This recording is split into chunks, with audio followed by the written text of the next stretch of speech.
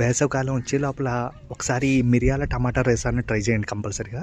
So మిరియాలు, జీలకర్ర, తర్వాత ఏమో టమాటాలని కొంచెం ఎన్ని కావాలో అన్ని బాయిల్ చేసుకుని, తర్వాత వెల్లుల్లిపాయలు ఇవన్నీ కూడా రోట్లో వేసి ఎంతవరకు పాసిబిలిటీ ఉంటే అంతవరకు దంచి, సో దాన్ని పొడి చేసి పక్కన పెట్టుకోండి.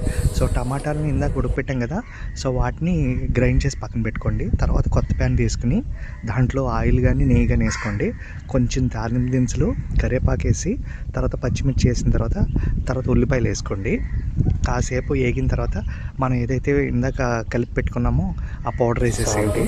సో తర్వాత తగినంత ఉప్పు, పసుపు వేసేస్తాం. తర్వాత టమాటో ప్యూరీ వేసుకుని బాగా వేగించుకున్నాం. సో తర్వాత నిమ్మకాయ అంత చింతపండు తీసుకుని దాన్ని వాటర్ చేసేసి పిల్ చేసుకోండి.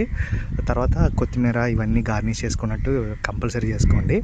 సో తర్వాత మెయిన్ ఇంగ్రీడియంట్ ఏంటి, తాలింపే కదా. సో ఆ తాలింపులో తాలింపు దినుసులు వేసుకుని, వెల్లుల్లిపాయలు వేసుకుని, ఇంగువ మాత్రం కష్టం